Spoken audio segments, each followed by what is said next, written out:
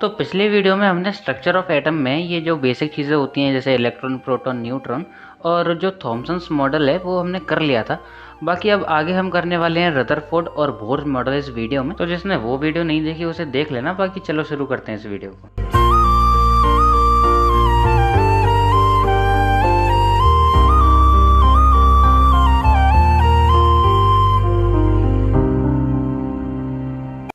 तो रदरफोर्ड ने अपना मॉडल देने के लिए एक एक्सपेरिमेंट परफॉर्म किया जिसका नाम था अल्फा पार्टिकल स्कैटरिंग एक्सपेरिमेंट, जिसमें उन्होंने बीच में एक गोल्ड फॉइल ली और एक साइड से अल्फा पार्टिकल उस पर स्ट्राइक होने के लिए छोड़ दिए ताकि वो देख सकें कि जो अल्फा पार्टिकल है ये स्कैटर होते हैं या फिर सीधे ही इससे पास आउट हो जाते हैं या फिर क्या क्या होता है, मतलब कितने स्कैटर होते हैं। पर इस सबसे होगा क्या, देखो मैं तुम्हें बताता हूँ। तो सबसे पहले बात कर लेते हैं कि अल्फा पार्टिकल होते क्या हैं। तो ये जो अल्फा पार्टिकल्स होते हैं ये पॉजिटिवली चार्ज हीलियम के आयंस होते हैं और ये एक एमिटर से छोड़े जाते हैं जो कि जाकर सीधे जाकर टकरा जाते हैं अपनी एक गोल्ड फॉइल से। ये जो गोल्ड फॉइल यहाँ पर बीच में लगी हुई है और यहाँ पर गोल्ड फॉइल ये रदरफोर्ड ने इसलिए ली क्योंकि जो गोल्ड होता है वो बहुत ज़्यादा मेलिएबल सब्सटेंस है, मतलब कि उसकी ना हम बहुत पतली से पतली शीट्स बना सकते हैं। और ये तो तुम्हें पता ही है कि जितनी पतली से पतली ये शीट बीच की होगी, मीन्स गोल्ड फॉइल जितनी पतली होगी अल्फा पार्टिकल्स उतनी ईजिली उससे पास हो जाएंगे। तो जो अल्फा पार्टिकल्स है वो कई सारे अल्फा पार्टिकल्स तो बिल्कुल स्ट्रेट चले गए, लेकिन कुछ ने ना डिफ्लेक्शन दिखाया, मतलब वो सीधे जाने की बजाय उन्होंने अपना पाथ चेंज कर लिया, टेढ़े मेढ़े थोड़े से भाग गए। अब देखो मैं तुम्हें समझाता हूँ कि इस सब से हमें पता क्या चला। मान लो कि ये जो बीच में तुम्हें एक एटम दिख रहा है ये गोल्ड का एटम है जिसके बीच में यहाँ पर है प्रोटॉन, और अगर इसके एक साइड से जो अल्फा पार्टिकल्स हैं वो आकर इस पर क्या कर रहे हैं, स्ट्राइक कर रहे हैं।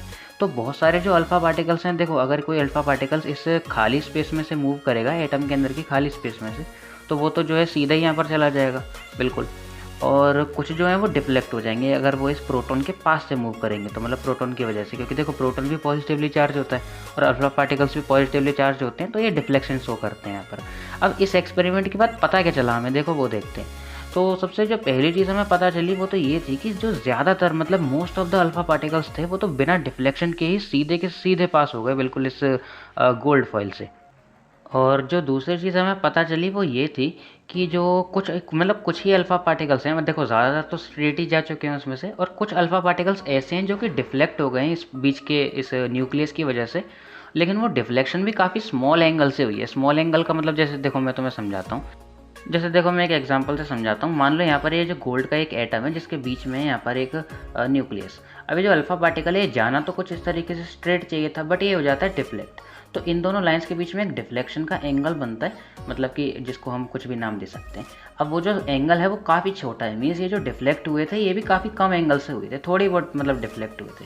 अब ये जो तीसरी चीज़ हमें इससे पता चली, देखो वो तो सबसे ज़्यादा खास थी। मतलब देखो तुम्हें ये जो चीज़ें ना ये याद नहीं करनी, बस समझ लेनी है अच्छे से। एक बार समझ लोगे तो फिर तो भूलोगे नहीं, तुम्हें रटने की कोई ज़रूरत नहीं है। अब ये जो तीसरी चीज़ हमें यहाँ देखने को मिली वो ये थी कि बहुत ही कम ऐसे अल्फ़ा पार्टिकल्स थे, मतलब कि बहुत कम, समझ रहे हो, 2000 में से सिर्फ एक आधी अल्फ़ा पार्टिकल ऐसा था जो कि सीधे जाने के बाद एज इट इज़ लौट कर आ जा रहा था। मतलब टकराने के बाद जैसे कोई चीज़ लौट नहीं आती बिल्कुल 180 डिग्री के एंगल के साथ, मतलब जैसे गई और वैसे ही लौट आई।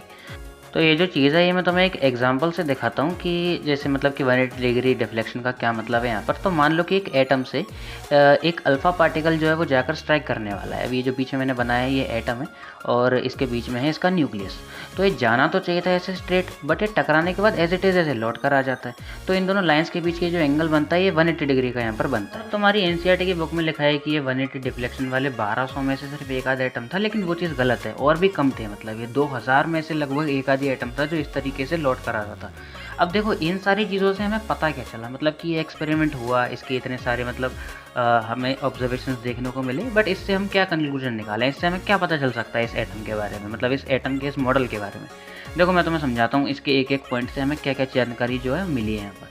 देखो ये जो फर्स्ट वाली स्टेटमेंट है उसमें हमें पता चला कि मतलब ये जो अल्फ़ा पार्टिकल्स हैं ये बिल्कुल बिना डिफ्लेक्शन किए ही सीधे चले गए ज़्यादातर। तो इससे हमें क्या पता चला, देखो अगर ज़्यादातर अल्फ़ा पार्टिकल्स बिल्कुल स्ट्रेट चले गए हैं तो फिर इसका मतलब है कि एटम की जो ज़्यादातर जगह है वो खाली है, बिल्कुल एटम एम्प्टी है अंदर से। तो ये जो चीज़ें सबसे पहले हमें पता चली। फिर जो दूसरा पॉइंट है यहाँ पर वो तुम देख सकते हो, बहुत ही कम ऐसे अल्फ़ा पार्टिकल्स हैं जो कि मतलब डिफ्लेक्शन जिन्होंने दिखाया, लेकिन दिखाया भी वो स्मॉल एंगल से। तो इससे हमें पता चलता है कि जो पूरा एटम है उसके बीच में, मतलब बीच में एक पॉजिटिव चार्ज वहाँ पर है, तभी तो वो जो अल्फ़ा पार्टिकल्स हैं वो डिफ्लेक्ट हो रहे हैं। क्योंकि देखो हीलियम भी जो है पॉजिटिवली चार्ज होता है और ये जो न्यूक्लियस है ये भी पॉजिटिवली चार्ज होता है क्योंकि प्रोटॉन्स होते हैं ना न्यूक्लियस के अंदर। तो ये जो चीज़ है इससे हमें पता चली कि जो एटम है उसके अंदर एक पॉजिटिव चार्ज यहाँ पर है, जो कि एटम के बिल्कुल बीच में है, और इसी से जो पॉजिटिव पॉजिटिव का जो है डिफ्लेक्शन देखने को हमें मिल रहा है। चलो फिर ये जो थर्ड पॉइंट है उसमें हमें बताया कि बहुत ही कम ऐसे अल्फ़ा पार्टिकल्स जो कि बिल्कुल 180 डिग्री से डिफ्लेक्ट होते हैं। तो देखो 180 डिग्री से तो कोई डिफ्लेक्ट तभी हो सकता है जब जो एटम का जो पूरा का पूरा चार्ज है, मतलब पूरा का पूरा पॉजिटिव चार्ज या कह लो पूरा का पूरा उसका जो मास है वो बिल्कुल उसके बीच में कंसंट्रेटेड है, मतलब एटम के बिल्कुल बीच में ही है। इसका मतलब है कि जो एटम है उसमें पूरे में इतना वज़न नहीं है, लेकिन उसका जो एटम का टोटल वज़न है, टोटल मास है, वो पूरा का पूरा एटम के बीच में ही है मतलब। और ये तो हम पहले भी देख ही चुके हैं कि जो एटम है उसमें मोस्ट ऑफ द स्पेस तो उसका खाली है, मीन्स एम्प्टी। इसका मतलब कि जो मास और वॉल्यूम है वो एटम के बीच में ही कंसंट्रेटेड है। तो ये जो तीन चीज़ें ये हमें इस एटम के बारे में पता चलती हैं इस एक्सपेरिमेंट से।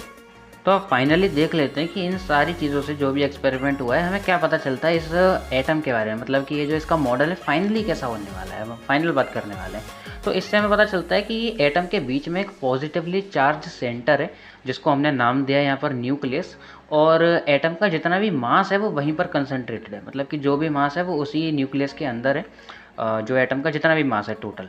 और फिर उसके बाद हमें पता चलता है जो दूसरी चीज़ है कि ये जो इलेक्ट्रॉन्स होते हैं, अभी इलेक्ट्रॉन्स कहाँ होते हैं, मतलब नेगेटिव चार्ज भी तो कहीं ना कहीं होगा ना, पॉजिटिव है तो ये जो इलेक्ट्रॉन्स होते हैं ये इस एटम के अराउंड रिवॉल्व होते रहते हैं कुछ सर्कुलर ऑर्बिट्स में। मतलब हम लिख सकते हैं the electrons revolve around the nucleus in circular orbits, मतलब कि यहाँ मैंने न्यूक्लियस और ये इन लिखना भूल गया हूँ, वो सब तुम छोड़ो, मतलब तुम लिख लेना अच्छे से। फिर जो तीसरी चीज़ हमें पता चलती है वो ये है कि ये जो एटम है इसके बीच में एक जो न्यूक्लियस है उसका जो साइज़ है वो एटम के कंपैरिजन में बहुत ज़्यादा कम है, मतलब बहुत ज़्यादा कम। अगर तुम अंदाज़ा लगाना चाहो तो मान लो कि अगर वो जो न्यूक्लियस है वो एक क्रिकेट की बॉल है, तो फिर वो जो एटम है वो 5 किलोमीटर के रेडियस जितना एक बड़ा सा स्फीयर हो जाएगा। मतलब तुम अगर इमेजिन कर पा रहे हो तो तुमने कर लिया होगा। देखो मैं तुम्हें समझाता हूँ कि एक जो ये जो एटम है कैसा होगा, मतलब ड्रॉ करके इन सारी की सारी चीज़ों को। तो मान लो कि एक जो एटम है उसके बीच में होगा यहाँ पर एक न्यूक्लियस, और ये जो न्यूक्लियस है इस पर होगा पॉजिटिव चार्ज, और इस पॉजिटिव चार्ज के अलावा जो नेगेटिव चार्ज है यानी कि जो इलेक्ट्रॉन्स हैं वो इस न्यूक्लियस के अराउंड यहाँ पर सर्कुलर ऑर्बिट्स में रिवॉल्व होते रहते हैं, कि मतलब एक ऑर्बिट हो गया उसमें कई सारे जो हैं इलेक्ट्रॉन्स हो सकते हैं। और ये जो न्यूक्लियस का साइज़ है इस एटम के कंपैरिजन में काफ़ी कम है, ये जो है इसका तीसरा पोस्टुलेट है। तो यार इस मॉडल के बारे में हमने इतनी सारी चीज़ें पढ़ ली, लेकिन उसके बाद भी ये जो मॉडल है यहाँ पर फेल हो गया, क्योंकि देखो एक साइंटिस्ट थे मैक्सवेल जिन्होंने बताया कि देखो अगर ये इलेक्ट्रॉन्स जो हैं वो इसमें मूव कर रहे हैं तो मूव होते समय एक्सेलरेशन तो अब किसी चीज़ में होता ही है, मतलब मोशन के समय पर। और देखो एक्सेलरेटेड जो चार्ज पार्टिकल होता है, मतलब कि कोई भी ऐसा पार्टिकल जो कि चार्ज है और वो एक्सेलरेशन में है, तो वो जो है अपनी एनर्जी को लूज़ करने लगता है यहाँ पर वेव्स के फॉर्म में, जिन्हें ईएम वेव्स बोलते हैं, पर तुम्हें अभी उनके बारे में जानने की ज़रूरत नहीं है। तो मतलब कि बस तुम इतना जान लो कि ये जो है अपनी एनर्जी को रेडिएट करने लगते हैं, मीन्स लूज़ करने लगते हैं। अब तुम खुद सोचो कि अगर ये जो इलेक्ट्रॉन है ये अपनी एनर्जी को लूज़ कर देगा तो फिर इस ऑर्बिट में रिवॉल्व कैसे करेगा, और तो फिर ये करेगा क्या, मतलब कि ये जो इलेक्ट्रॉन है ये जब ये अपनी एनर्जी को अगर लूज़ कर देगा इस तरीके से, तो ये जो इलेक्ट्रॉन है ये पूरा ऐसे उसकी ऑर्बिट धीरे धीरे छोटी होती जाएगी और जाकर ये सीधा इस न्यूक्लियस में ही टकरा जाएगा, जिस कारण से जो एटम है वो अनस्टेबल हो जाएगा। और ये जो मैटर जितना भी तुम्हें दिखता है आसपास, जैसे कि तुम मैं ये फ़ोन जिसमें तुम वीडियो देख रहे हो, ये एग्जिस्ट ही नहीं कर पाएगा। लेकिन देखो ये सब तो है ना रियल लाइफ में। इसका मतलब कि ये जो रदरफोर्ड का मॉडल है इसमें कुछ खामियां हैं और इन्हीं को हम बोलते हैं ड्रॉबैक। तो अगर कोई ड्रॉबैक पूछे तो यही लिख देना एग्जाम में। तो रदरफोर्ड के बाद अब एंट्री होती है बोहर्स भाई साहब की। अब इनका ये जो मॉडल है ये मतलब कि इन सारे मॉडल्स के कंपैरिजन में काफ़ी बढ़िया था, और यहाँ पर 9th क्लास में तुम इसके बारे में ज़्यादा नहीं पढ़ने वाले, क्योंकि डिटेल में तुम्हें पढ़ने को मिलेगा तुम्हारी क्लास 11th में। बाकी हम यहाँ तो उतना पढ़ लेते हैं जितना कि तुम्हारी बुक में दे रखा है, और एग्जाम्स में भी उतना ही पूछा जाएगा, उससे ज़्यादा नहीं पूछा जाएगा। तो यहाँ देखो इस एटम के बीच में होता है एक न्यूक्लियस, और ये जो न्यूक्लियस होता है ऑब्वियसली पॉजिटिवली चार्ज होता है। जो प्रोटॉन्स होते हैं अपने वो इसी न्यूक्लियस के अंदर होते हैं, और जो इलेक्ट्रॉन्स होते हैं वो अलग अलग ऑर्बिट्स में। यहाँ पर भी मतलब देख रहे हो तुम्हें शायद लग रहा होगा कि ये तो यार वो रदरफोर्ड वाले मॉडल जैसा ही है, बट ध्यान से देखते जाओ ये उसके जैसा नहीं है। अब यहाँ पर ये कई सारे इसके जो शेल्स होते हैं, ये मतलब कि ये जो ऑर्बिट्स हैं इन्हीं को हम शेल्स बोलते हैं। और जो सबसे पहली शेल है यानी कि शेल के, इसका नाम होता है के शेल, और ये जो होती है फर्स्ट नंबर की शेल होती है। मतलब कि अगर हम नंबर लिखना चाहें तो n=1 हो जाएगा, बिकॉज ये फर्स्ट नंबर की शेल है। फिर उसके बाद आती है अपनी एल शेल जो कि होती है सेकंड नंबर की, और KLMN मतलब कि ये जो थर्ड वाली शेल है उसके बाद M हो जाएगी M शेल, और M के बाद अपना लास्ट शेल हो जाता है N शेल। अब M की जो वैल्यू है यहाँ N की वैल्यू मतलब M वाली शेल पर N की वैल्यू 3 हो जाएगी, और N शेल जो है लास्ट शेल। इसमें n की वैल्यू हो जाएगी यहाँ पर 4। और यहाँ मैं इस एटम के हिसाब से इसे लास्ट बोल रहा हूँ, मतलब वैसे तो और भी ज़्यादा, इससे भी ज़्यादा जो शेल्स हैं वो हो सकती हैं। अब इस एटम के बारे में तुम्हें सिर्फ 2 ही चीज़ जाननी है जो कि होते हैं इनके पोस्टुलेट्स, जो कि बोहर ने दिए। तो देखो, जो सबसे पहली चीज़ है वो ये है कि जो इलेक्ट्रॉन्स हैं, यानी कि अपने नेगेटिवली चार्ज पार्टिकल्स, वो इन्हीं ऑर्बिट्स में यहाँ पर इस न्यूक्लियस के अराउंड जो है मूव होते रहते हैं, और इन स्पेशल ऑर्बिट्स को हम बोलते हैं डिस्क्रीट ऑर्बिट्स। और जो सेकंड चीज़ है वो ये है कि ये जो इलेक्ट्रॉन है, जब वो इन डिस्क्रीट ऑर्बिट्स में रिवॉल्व होगा, तब वो जो है अपनी एनर्जी को रेडिएट नहीं करेगा जिस तरीके से वो रदरफोर्ड वाले एटम में हो जा रही थी। मतलब रदरफोर्ड वाले जो मॉडल जिसमें हम अभी अभी हमने पढ़ा, जो ड्रॉबैक था उसका, कि जब वो एक्सेलरेट होते थे तो फिर वो जो पार्टिकल्स हैं वो अपनी एनर्जी को रेडिएट कर देते और एनर्जी लूज़ कर देते। अब वैसी कोई चीज़ यहाँ इस मॉडल में नहीं होने वाली। तो मतलब उसके कंपैरिजन में ये जो मॉडल है थोड़ा सा बेहतर है, अगर रदरफोर्ड वाले के कंपैरिजन में इस बोर्स मॉडल को देखें तो।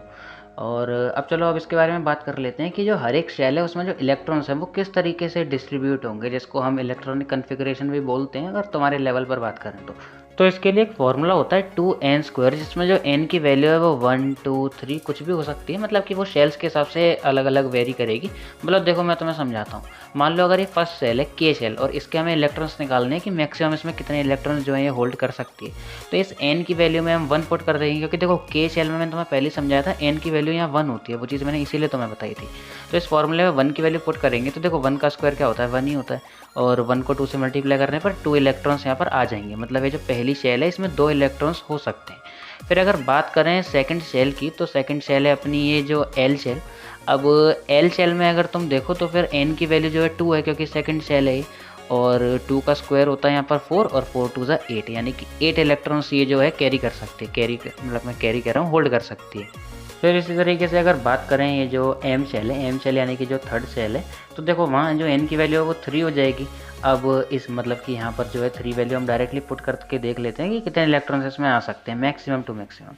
तो ये जो 3 का स्क्वायर होता है वो होता है 9, और 9 2 ज़ा 18। इसका मतलब कि जो टोटल हैं 18 इलेक्ट्रॉन्स यहाँ पर आ सकते हैं। लेकिन एक चीज़ तुम याद रखना कि 8 से ज़्यादा इलेक्ट्रॉन्स हैं वो जनरली कोई भी ऑर्बिट जो है वो होल्ड नहीं करती, मतलब अगर कुछ स्पेशल कंडीशंस को हम छोड़ दें तो। अब ये जो फोर्थ शेल है अपनी एन शेल, इसका तुम निकालो, मतलब होमवर्क है कि कितने इलेक्ट्रॉन्स मैक्सिमम ये होल्ड कर सकती है। चलो फिर बढ़ते हैं नेक्स्ट चीज़ की तरफ। तो इसके बाद तुम्हें ये इलेक्ट्रॉनिक कन्फिग्रेशन के बारे में 1-2 चीज़ें और समझ ली, बस ये जान लो, उसके बाद ये जो वीडियो है वो एंड हो जाएगी। यहाँ पर जो सबसे पहली चीज़ मैं तुम्हें बता रहा हूँ वो यही कि ये जो इसकी आउटर मोस्ट शेल है किसी भी एटम की, वो 8 इलेक्ट्रॉन से ज़्यादा जो है वो होल्ड नहीं करती, मतलब अपना ऑक्टेट कंप्लीट करती है। और जो दूसरी चीज़ है वो ये है कि जो इलेक्ट्रॉन्स होते हैं वो इन ऑर्बिट्स में स्टेप वाइज मैनर में जो है वो फिल होते हैं। मतलब कि एग्जांपल से अगर तुम समझना चाहो तो, जैसे कि अगर जब तक दूसरी शेल कंप्लीटली फिल नहीं होगी तब तक थर्ड में जो इलेक्ट्रॉन्स नहीं जाएंगे, और जब तक थर्ड पूरी कंप्लीटली फिल नहीं होगी तब तक फोर्थ में नहीं जाएंगे। अब नेक्स्ट वीडियो में हम जानेंगे वैलेंसी के बारे में। बाकी अगर तुम्हें ये वीडियो पसंद आए हो तो लाइक तो ज़रूर कर दी देना, बाकी चैनल को सब्सक्राइब भी कर दो, और यार अपने दोस्तों में इस वीडियो को शेयर भी कर दो। मिलते हैं इस वीडियो के नेक्स्ट पार्ट में, और जिन्होंने जो पिछला वाला पार्ट नहीं देखा उसको भी ज़रूर याद से देख लेना। चलो, जय हिंद।